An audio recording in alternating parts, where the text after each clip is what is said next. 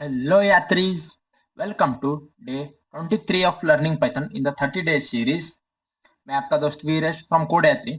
आज के क्लास में हम पढ़ेंगे उब्स के एक most important topic encapsulation. Okay, चलिए देखते हैं।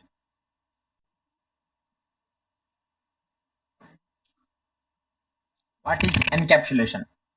Encapsulation is one of the four main pillar of object-oriented programming. OOPS.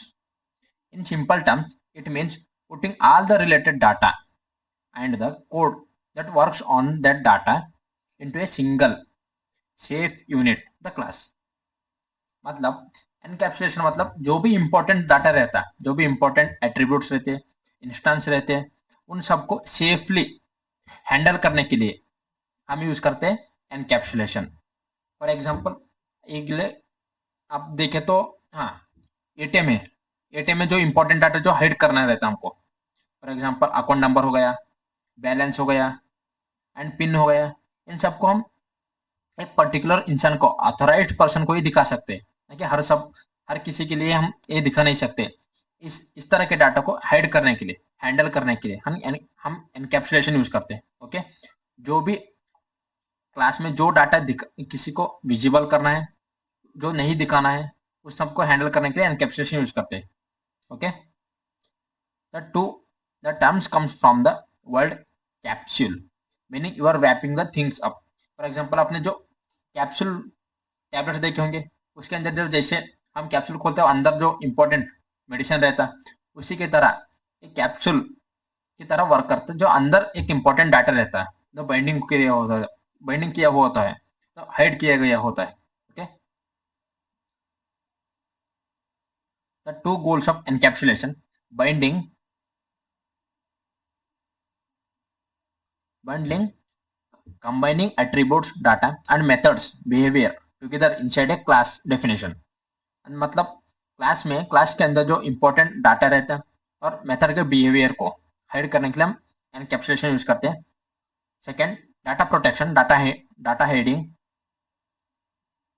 Controlling A restricting direct access to the data. User should interact with the data only through controlled method which keep data safe and valid। Main OOPs का main motive ये है data safe रखना। Okay, वो काम encapsulation करता है। तो next देखते हैं, setting of the object, the constructor init. The init method, pronounced dunder init, is a special method in Python classes that acts as constructor. Its sole purpose is to set up a new object when it is created। Okay, init का main motive रहता है, जब object create होता है उसका initial जो जो requirement रहता है, जो जो इंस्टेंस वेरिएबल चाहिए, जो वैल्यू चाहिए, उसको सेटअप करना।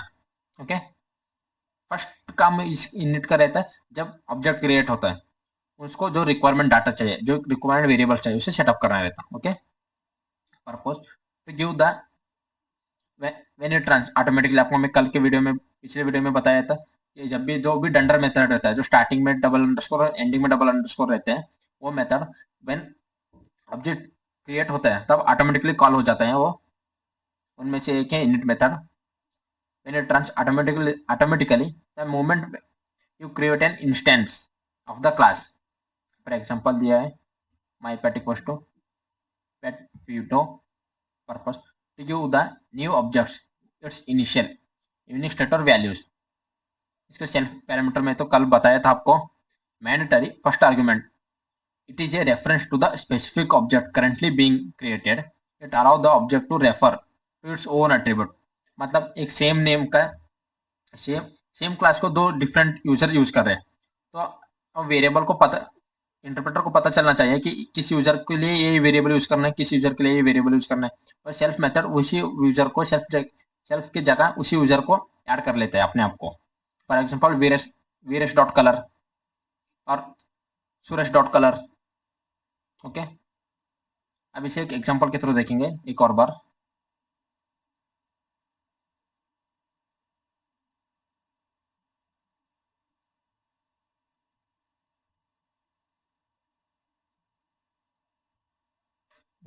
यहाँ पर देखो, हमने क्लास क्रिएट किया कार बोल के, उसके अंदर हमने डेफ यूज किया और कंस्ट्रक्टर को यूज किया इनिट बोल के, उसके अंदर सेल्फ दे दिया। ओके, और उसके अंदर पैरामीटर दे दिया colour and maximum speed, two variable हम क्लास में यूज करना चाहते हैं। Okay, self dot colour equal to colour and self dot max speed equal to max speed और सेल्फ डॉट इंजन रनिंग। ये देखो, इस वेरिएबल को हमने यहाँ पर पैरामीटर में इनिशियलाइज नहीं किया था, पर यहाँ पर हम डायरेक्ट यूज कर सकते हैं क्योंकि डिफॉल्ट हो गया, क्योंकि इसका वैल्यू हम फॉल्स दे दिए। ओके, यहाँ पर कोई वैल्यू नहीं दी, ऑलरेडी वैल्यू इसको दे दी हम डिफॉल्ट फॉल्स बोल के, इसलिए हम इसमें डिफाइन नहीं किए इसे। अब हमने एक मेथड क्रिएट किया है स्टार्ट इंजन बोल के, उसके अंदर हमने पैरामीटर दे दिया सेल्फ और engine running equal to true, और हमने यहाँ पर रिटर्न कर रहे हैं एफ स्ट्रिंग में the colour car is now running. Okay, इसमें क्या होगा,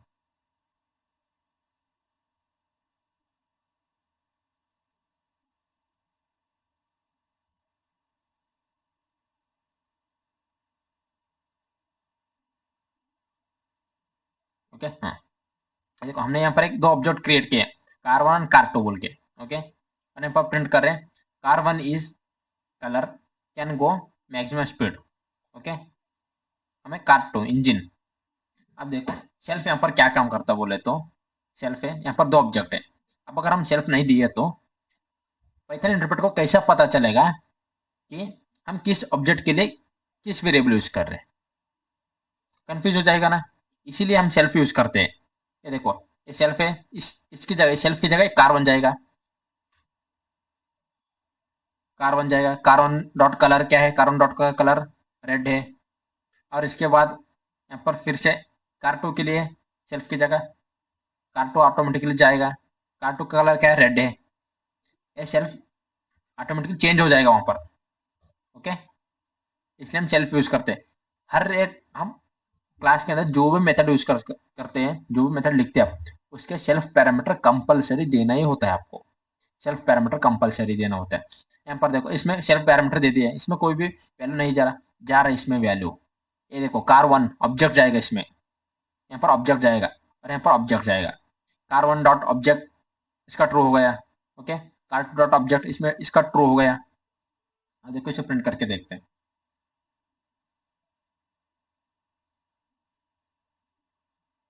car one is red and can go 150 kilometre mile per hour. Okay, ये देखो कार वन का गया, और कार टू देखो कार टू इंजन रनिंग है, the blue car is now running. Okay, और हम इसको फॉल्स दे दें तो क्या होता है, चलो देखते हैं। Blue car is now running, ये हो गया, सॉरी उसका वैल्यू चेंज नहीं होता। ट्रू, यहाँ पर देखो। ओके, अब आपको मैं समझ सकता हूँ, आपको इनिट दो कंस्ट्रक्टर मेथड आपको पता चल चुका होगा, और सेल्फ के बारे में, सेल्फ पैरामीटर के बारे में आपको कंफ्यूज दूर हो गया होगा। ओके, इनिट मेथड में हम जो वैल्यूज हम यूज करना चाहते हैं, जो वेरिएबल हम उस क्लास में यूज करना चाहते हैं, उसे क्रिएट करते हैं। ओके, उसे क्रिएट करते हैं। ओके, चलो नेक्स्ट देखते हैं। Making object readable. Okay, str and representation. These special method define the string representation of an object, which is crucial for making your code easy to debug and use. Okay, मैं आपको बताता हूँ। str method for the user simple view will provide a neat, friendly, human readable description triggered by the print function or a str conversion.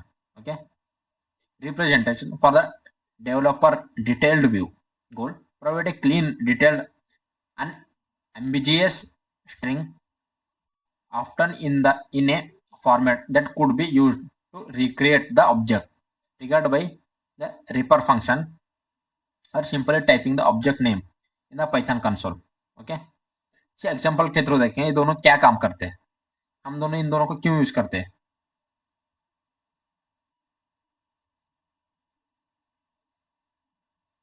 इसे comment out कर देंगे। यहाँ पर देखो हमने एक क्लास यूज कर दिया यूजर प्रोफाइल बोल के, उसके अंदर हमने कंस्ट्रक्टर के अंदर डिफाइन कर दिया user name and join year. Okay, हमने दो वेरिएबल पैरामीटर डिफाइन किए, user name and join variable and self.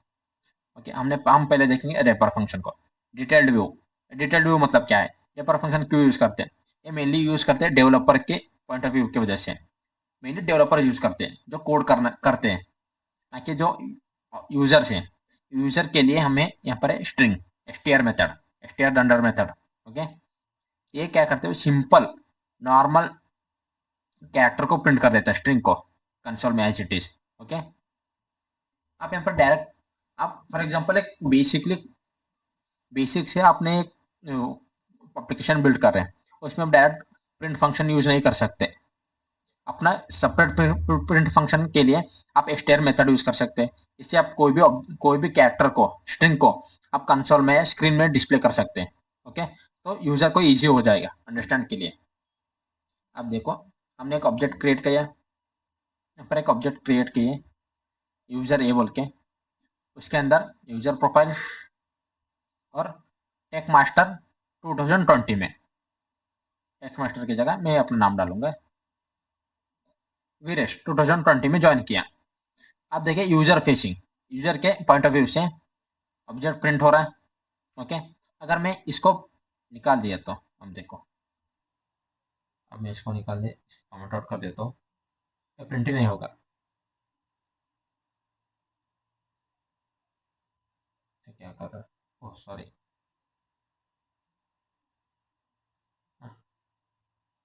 अब मैं कहाँ पर प्रिंट कर रहा हूँ, वेट वेट वेट, प्रिंट कैसे हो रहा है, सॉरी सॉरी सॉरी, गलत गलत मैं तेरे को कमेंट आउट कर दिया, इसको कमेंट आउट कर देता हूँ। ओके,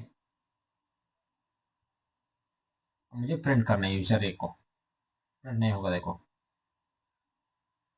प्रिंट कैसे हो रहा है, wait wait wait wait, number since what, number since, sorry sorry sorry sorry, मेरी गलती है, इसको इसे कमेंट आउट करना है मेरे को, मैं उसे कमेंट आउट कर दिया।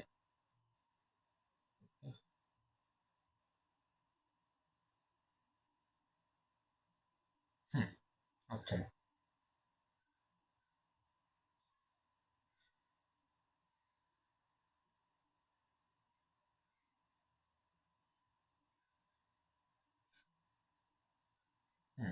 अब देखो मैं इसे भी कमेंट आउट कर देता हूँ, कमेंट आउट कर दिया। अब मुझे इसे इस क्लास के अंदर मैंने एक प्रिंट करना चाह रहा हूँ। ओके, अगर मैं इन दोनों को कमेंट आउट कर दिया, मुझे इन दोनों को, इन वैल्यू को प्रिंट करना है। ओके, कंसोल में प्रिंट करना है, मेरा वैल्यू तो दे दिया, उसका वैल्यू भी दे दिया, यहाँ पर यू क्या है, यहाँ पर वेरिएबल भी है, उसका वैल्यू भी है। अब मुझे प्रिंट करना है ना, प्रिंट नहीं होगा, नहीं देखो ये क्या आ रहा है, ऑब्जेक्ट, उसका वैल्यू इस ऑब्जेक्ट इस मेमोरी लोकेशन में स्टोर है। ओके, इस मेमोरी लोकेशन में स्टोर्ड है। हम जो प्रिंट करना चाह रहे हैं, यूजर नेम, यूजर ए, वो ऑब्जेक्ट प्रिंट नहीं होगा, बट वो बताता है इस मेमोरी लोकेशन में स्टोर है बोल के। क्यों प्रिंट नहीं होगा, क्योंकि हमने प्रिंट के लिए कुछ लिखा ही नहीं है इसमें। हम उसे कुछ प्रिंट करना है तो हमें लिखना है str मेथड। ओके, क्या हो गया, सॉरी, हमें लिखना है str मेथड। ये मेथड क्या करता है बोले तो, जो भी हम प्रिंट करना चाहते हैं वो ऑटोमेटिक प्रिंट कर देता है हमको। अब देखो प्रिंट करके दे रहा है यूजर। ओके, इसलिए अब अगर मुझे पता नहीं है कि ये वैल्यू किस वेरिएबल को असाइन हुआ है, ये वैल्यू किस वेरिएबल को असाइन हुआ है, 2020 किस वेरिएबल को असाइन हुआ, मैं एक डेवलपर हूँ, मुझे एक कोड को रिव्यू कर रहा हूँ मैं, मुझे पता नहीं है वीरेश बोल के किस वेरिएबल को असाइन हुआ, और सिंस 2020 किस वेरिएबल को असाइन हुआ, किस इंस्टेंस को एट्रीब्यूट को असाइन हुआ बोल के। अब मुझे as a developer point of view से देखना है तो अब मैं यूज करूंगा representation function render method. Okay, इसके यूज से मैं उसे देख सकता हूँ कंप्लीटली। इसे कमेंटेड कर देता हूँ।